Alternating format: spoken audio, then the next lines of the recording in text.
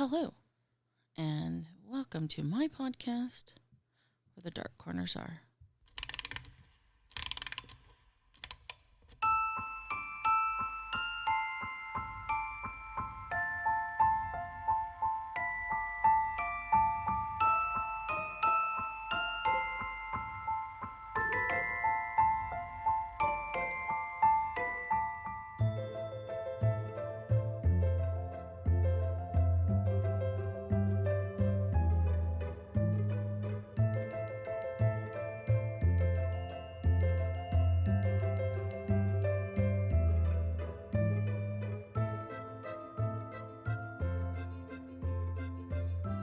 Hello.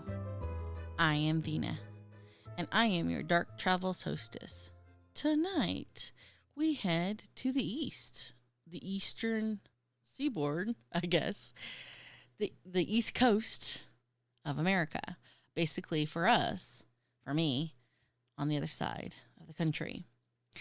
Now, in acknowledging the history of the United States course, one of the things that happened, obviously, was the establishment of settlements of the Europeans on the East Coast.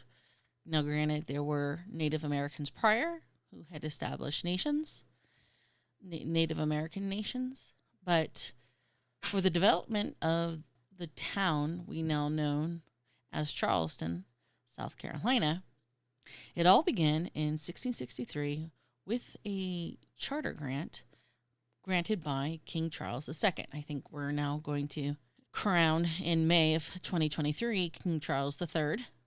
Maybe I'm off about the number, but either way, in 1663, King Charles II granted a charter to the Lords of Proprietors this settlement, and after getting everything organized and ready, the settlement, which is located on the west bank of the Ashley River, became a reality 7 years later in 1670. And at that time, it was Christian with the name Charlestown, obviously in honor of the British King. Now, with this long and lengthy history, it to me makes plenty sense as to why Charleston is exceptionally haunted. I'm not going to say it is the most haunted town in America, but between everything that transpires, because we're looking at in next year, speaking of next year, 2023, it literally will have the establishment, or we're looking at almost 360 years of Europeans living there. And again, Native Americans were there first, and there were wars fought over the land. So lots of bloodshed. And as all my listeners know, I'm a firm believer that bad juju stays on the land. Now, getting back to the original settlement of Charlestown in the New World, quote unquote, there were other countries looking to expand their royal authorities as well and their land. In that particular time, we're looking at France looking to expand their royal realm, Spain having already claimed Florida, looking to expand their realm, and of course the Native Americans are like, what the hell are you guys doing here? This is our land. And if that's not enough, okay, between the Spanish, the French, and the local Native Americans, then Charlestown also has this extra unwanted scenario with pirates. Yes, pirates. And so between all of these entities, it was a settlement that was repeatedly attacked from both the sea and from the land. And the thing about the pirates is the pirates would besiege the town. They would commit raids on the town, and as a result, as a means of hope of fending off all of these, these invaders to them, they decided to build a fortification wall as a form of defense. To this day, 2 of the buildings that were initially built in the walled city still remains, And one of them is the Power Magazine building, which we'll actually delve into a little later. But to kind of show as a shining example of a pirate raid, because I mean, to be honest with you, I knew that the Eastern Seaboard had a lot of pirates. And surprisingly, for my personal interest in treasure hunting and, pirate gold and go Goonies, I actually don't know very much about piracy or pirates or, what they did. I guess I'm gonna have to work on that or something. But either way, again, as an example, in May 1718, Edward Teach, also known as the dreaded Captain Blackbeard, besieged Charlestown for nearly a week. He plundered the merchant ships, and more specifically, he kidnapped the passengers and the crew of the ship, the Crawley. He basically took them hostage. And he did so as a means of ransom. And what he wanted in exchange for the hostages was Blackbeard demanded a chest of medicine from the governor, Robert Johnson. When the governor conceded and gave up the chest of medicine, in pure pirate form here, they released the hostage nearly naked. How gracious of them. And sailed up north for Northern Carolina. Now, curious enough, when they later discovered the wreckage of Blackbeard's flagship, because he had a couple, and I'm of course referring to his favorite ship, the Queen Anne Revenge, inside the pirate ship, they actually found a urethral syringe, which apparently was something that they used to treat syphilis. They found something called a pump clyster, which was used to help provide enemas. I'm not really sure why that was necessary. They also found a porringer, which was probably something for bloodletting. Remember, they thought that diseases were evil things that could be taken out of the body by leeches and stuff. And they also found brass, mortar, and pestle for preparing medicine. So, I just find it fascinating, the things that were necessary and were used to treat diseases and, I guess, constipation at that time. I just think it's interesting because I'm a big history fanatic, and when I think of pirates, I don't necessarily think of enemas. It's just kind of one of those things that don't, you didn't think you'd say those two words together.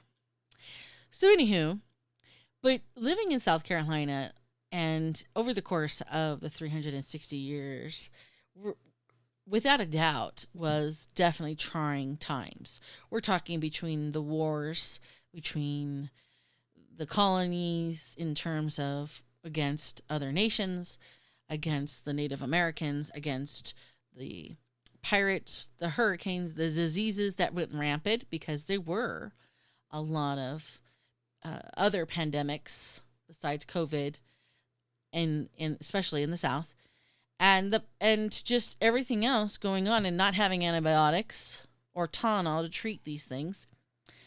Living in the early colonies was definitely something. Just definitely something I don't know if I would be able to manage. But thanks to all these combinations of colliding factors, Charleston is considered one of the haunted places in America. So let's discuss a few of their haunted hotspots. And since we're actually on the topic of pirates, because again, I think I just didn't realize how much, or I didn't realize that they even went on land in the colonies. I think I always just assumed it was the Caribbean, the Bahamas. Shows you what little I know. But since we are on the topic of pirates, we'll start at the White Point Garden. Now, this lush and southern charming park is a lovely 5-acre garden that has amazing views of the Ashley River and apparently amazing views of the Charleston Harbor. But in 1718, This was the very spot of a massive hanging.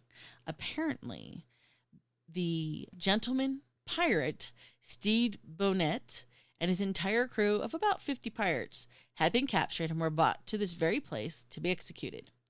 Now, Stede was actually, I don't know about besties, but he worked alongside, of course, Blackbeard, and together they would plunder ships up and down the East Coast until, they parted ways. And when Stede got caught with his crew, they brought them here. And with these, already gorgeous oak trees being perfect for hangings, they simply just put nooses around the pirate crew's necks and hung them from the oak trees. Now, today, it is said that at night, people can hear the screams of these pirates at their moment of death. And there are even reports of people seeing the apparitions of the actual pirates hanging from the trees. And there's even more greater detail reports that those who have seen these apparitions hanging from the tree can even see that the pirates' eyes are still alive with terror. And on top of being able to see them, it is also said that some of the pirates are actually seen roaming the grounds, hoping to get revenge, looking for those sons of bitches that hung them. Now, in addition to the pirates of colonial America, it is said that some can actually even feel the presence of the many soldiers who died during the Civil War. Charleston was one of those places that kind of shifted hands during the American Civil War. Okay, so moving from this park, let's talk about the Charleston Orphan House. Opened for business in 1794, the Orphan House was surprisingly huge, as it almost as big as a full city block, and with this immense building, it stood 4 stories high. The Charleston Orphan House was actually intended for, I'm quoting now, for the purpose of supporting and educating poor orphan children and those of poor, distressed, disabled parents who are unable to support and maintain them. And believe it or not, this orphanage is considered to be America's first public orphanage. And between 1794 and 1918, wherein I believe World War I actually came to an end, it is believed that somewhere in the estimation of 5,000 children, most of whom were unfortunate orphans, no parents, had passed through the doors of the orphanage.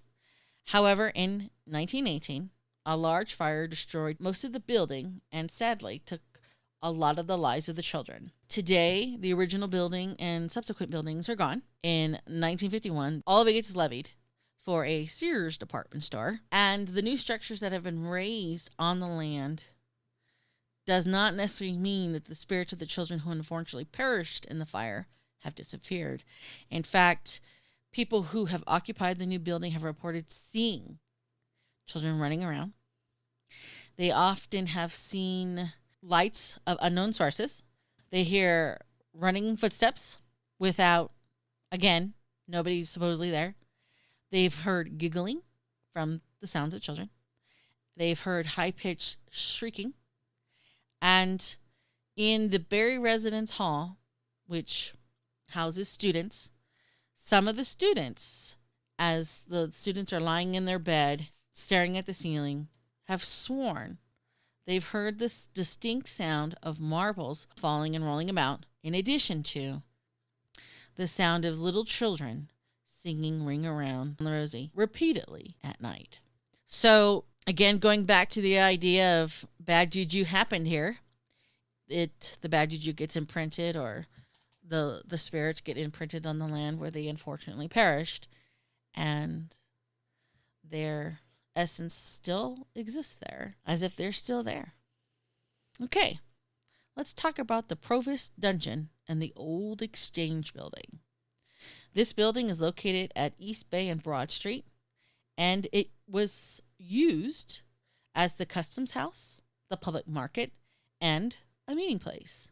In fact, it is said that this is actually where South Carolina ratified the United States Constitution and where George Washington himself, our very first president, hosted banquets there in the Great Hall. Now, the old exchange portion is actually above ground. The provost dungeon, obviously, lies below ground where they would hold the inmates.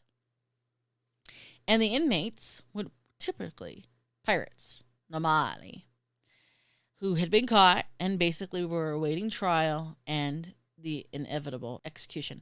Because you were hung for the charge of piracy. If you were convicted, you were hung. The end. There were no 3 months probation, go see a counselor. None of that crap. It was bye. Bye. So, bye, Felicia.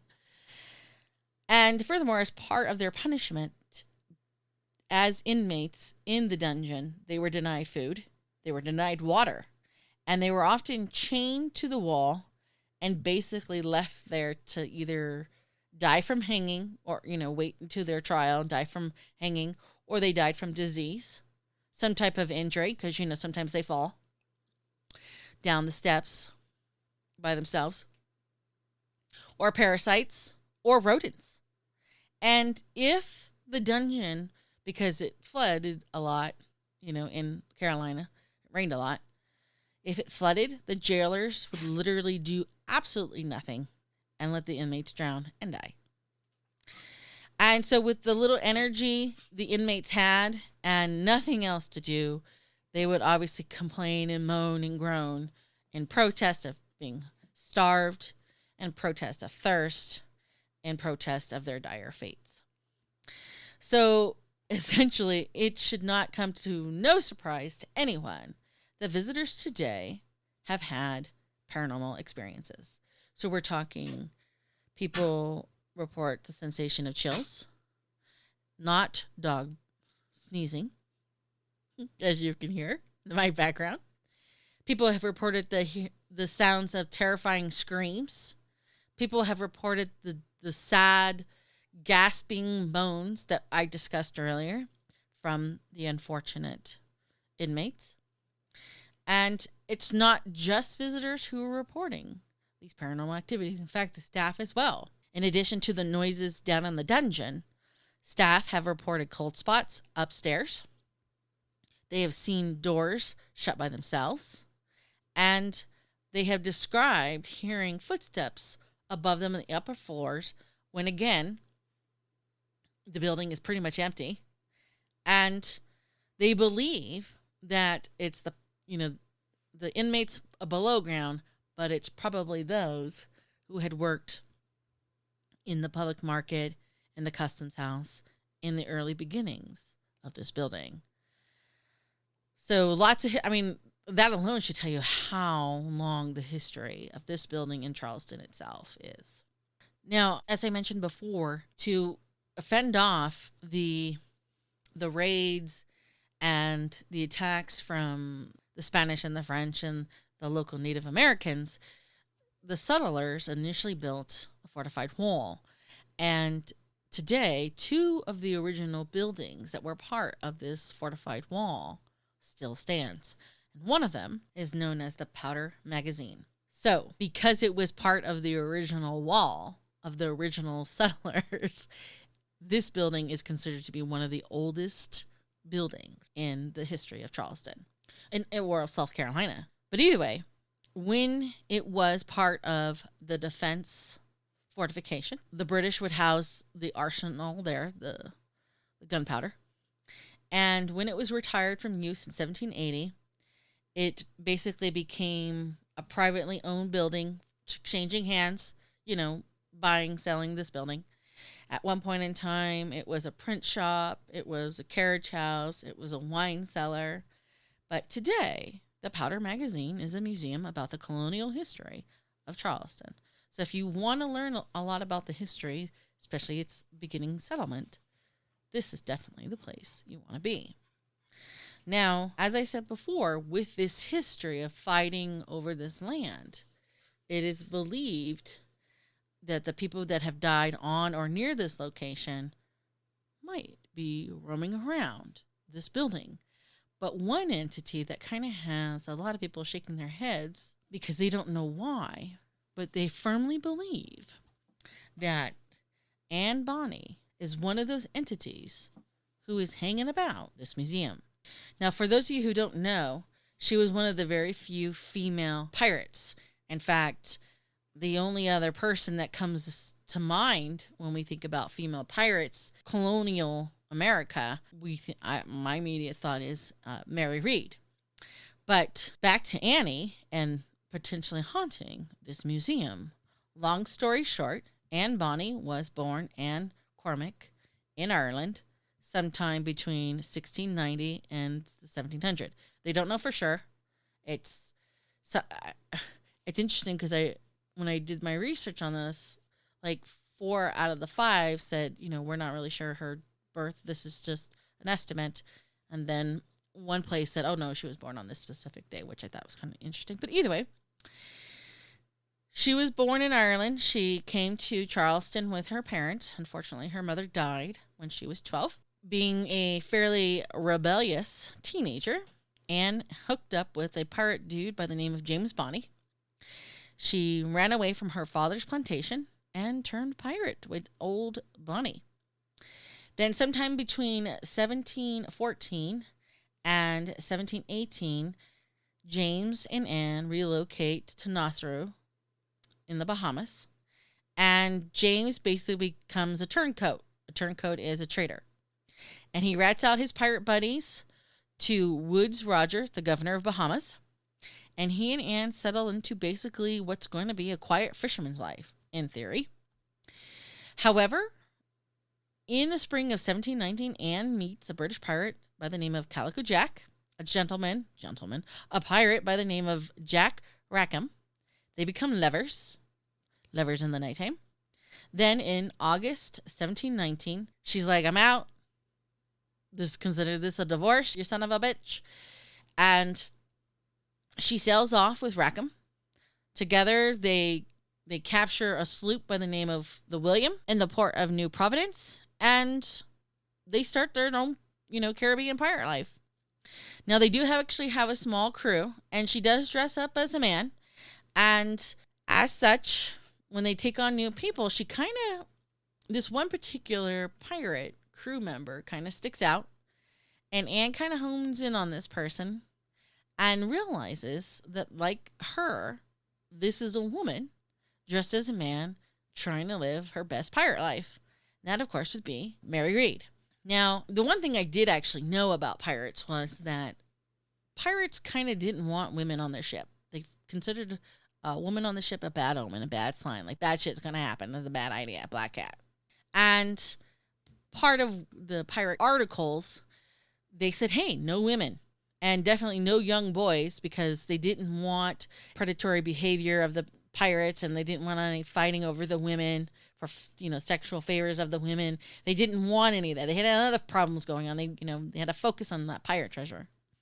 Different kind of booty. But according to the historian J. Rogozowski, which I'm probably mispronouncing, in the case of Bonny and Read, Mary Read, the pirates of Calico Jack's crew tolerated these ladies because they made themselves, and I'm using air quotes, they made themselves available to everyone in Rackham's small crew. So they were vicious pirates during the day, and they were, what is the term? A lady in the streets, but a freak in the sheets. I mean, it kind of sounds like that was their scenario. Anywho, in November of 1720, while anchored off Jamaica, Rackham and his crew get wasted, and it's Bonny who sees that the governor of Jamaica sends a surprise attack ship by the name of the Tiger and attacks their ship, and basically they all get captured, and Bonnie's like pissed because they're like, you fuckers couldn't not drink? Really? Now we're arrested. And they get taken to the Spanish town called, well, at that time was called Santiago de la Vega in the island of Jamaica for trial. And on November 28th, she gets tried for piracy, which she pleads, of course, not guilty to. However, she has no defense, and the pirate gold pile of evidence against her gets her convicted. However, because she was pregnant at the time, they wouldn't hang her. It was against the law to hang a pregnant woman because they saw that the child was innocent and hence didn't deserve to meet the fate of the mother. And the other thing is, she's not the only one pregnant. Doing everybody on the crew got them both knocked up, so both of their lives get spared during their pregnancy. However, what happens next to her is actually considered to be an interesting and historic mystery. Mary will die in jail of a fever or complications of childbirth, probably both, in April of 1721. But the paper trail of Anne just disappears. It's gone. There is no mention of Anne Bonny dying in jail at all. Now, per my research, there was something in December of 1733, so we're talking 12 years later, in a Jamaican parish records.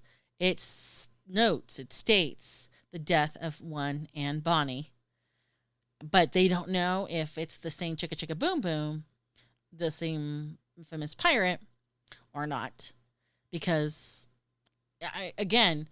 and there's so many theories. I could not believe how many theories I came across in my research of Anne. But either way, for some magical reason, believe that Anne Bonny is at the 17th century building that was once there to house the ammunition of the fortification of Charlestown. And it is believed that she's just hanging around, checking shit out, and be like, if I was a pirate, this is how I'd run shit. Either way. So that's the story of Anne Bonny. And, and if I had to guess, it's entirely possible that they have something of hers that she was clearly partial to. I think that is something that is authentic and true. I mean, if items can be cursed, why can't they be haunted as well? Okay. Now let's talk about the old Charleston City Jail. Opened for business in 1802, the jail operated until 1939. Now, one of this jail's claim to fame is being the home to the very first female serial killer in America. I am, of course, referring to a Miss Lavinia Fisher. I'm probably mispronouncing that. It's very close to my name, but she's got an extra I in there. Anyways, apparently her and her husband, John, like to Burke and Herod people. You guys remember that episode? But yes, either way, in their inn called the 6 Mile Wafer House, they would check people in, and Mrs. Fisher, La Fafina, would put drug in their evening tea, put a drug there, and once they kind of fell asleep, John would go into the room and murder them in their unconscious and unable to defend themselves state.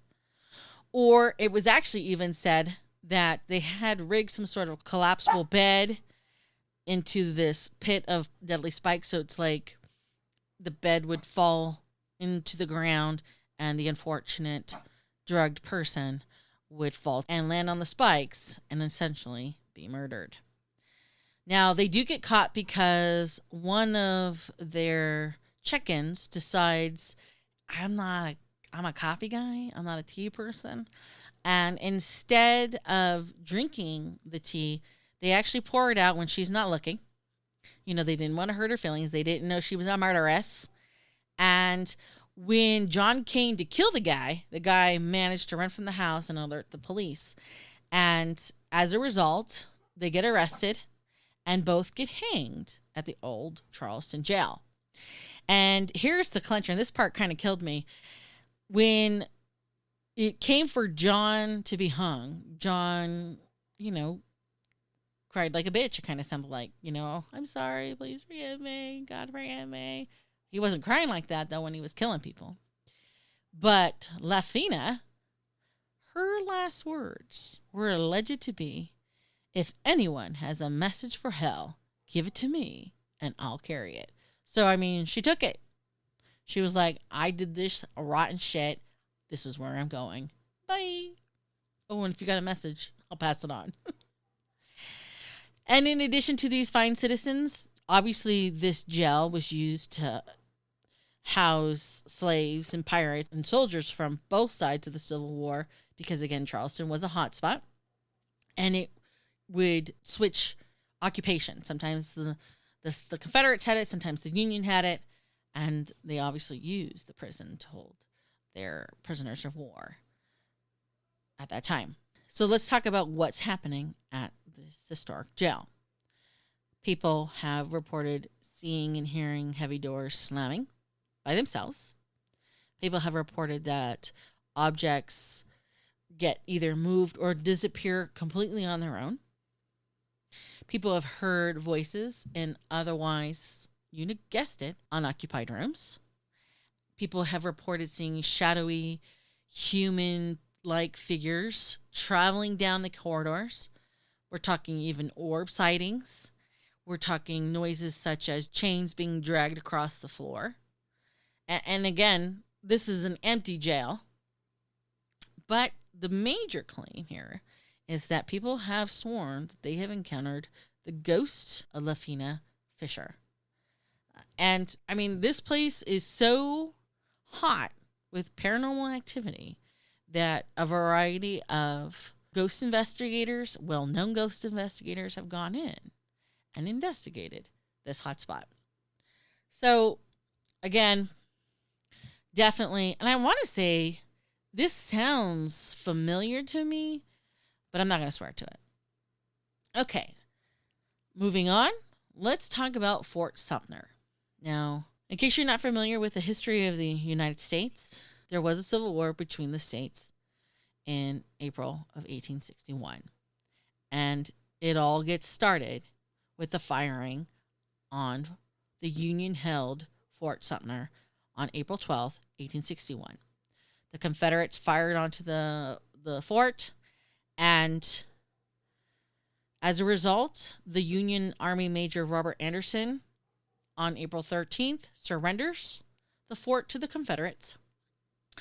And as part of the protocol, or what he decrees, is that he decides to have a final 100-gun salute to the Union flag before handing the fort over. And on the 47th shot, a gun gets misfired and accidentally kills a Union soldier by the name of Daniel Ho. And since this time, and he's the only Union soldier, and it is an accident by the Union soldier. So, what do they call that? A victim of friendly fire? Since then, people have sworn that they have seen this unfortunate Union soldier, his ghostly apparition, wandering around. In addition to seeing him, they have reported the smell of smoke and gunpowder. And, by now, the fort is empty. They don't carry these things, and we wouldn't have these types of ammunition around anyways. We obviously use far more technologically advanced weaponry. Now, the Civil War will go on for another 4 years. It will officially end on May 26, 1865, at the Potomac's house in Virginia.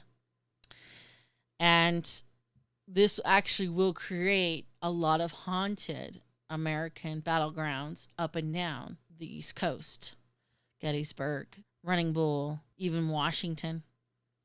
So this is the beginning of one of the most established wars, and hence creating and fueling a lot of the haunted places on the East Coast.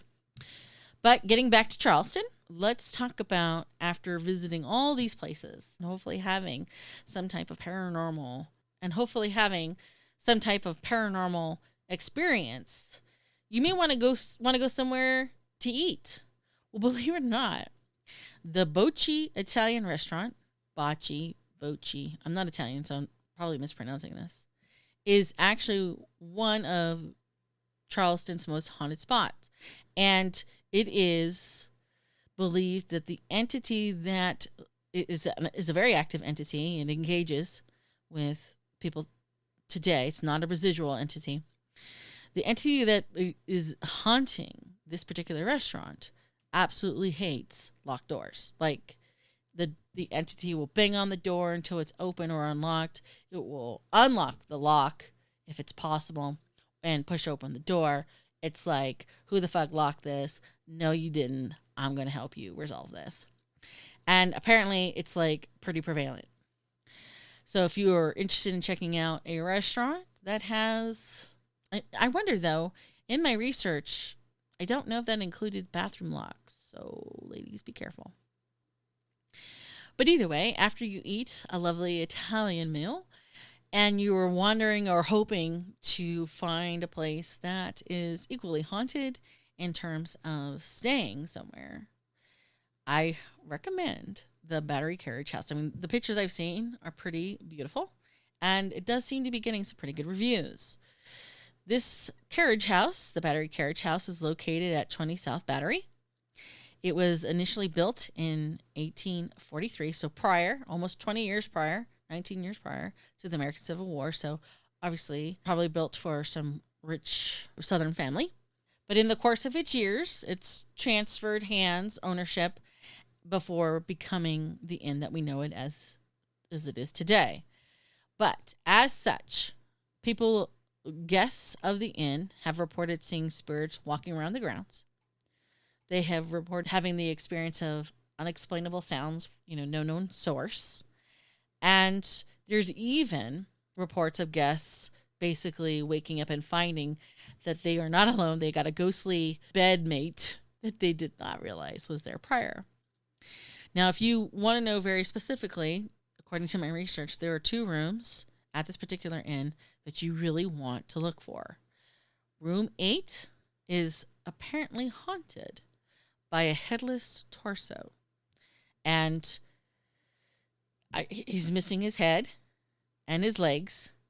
And when it appears, it moans in a ghostly, a horrible fashion. You're just like, holy shit, what is that?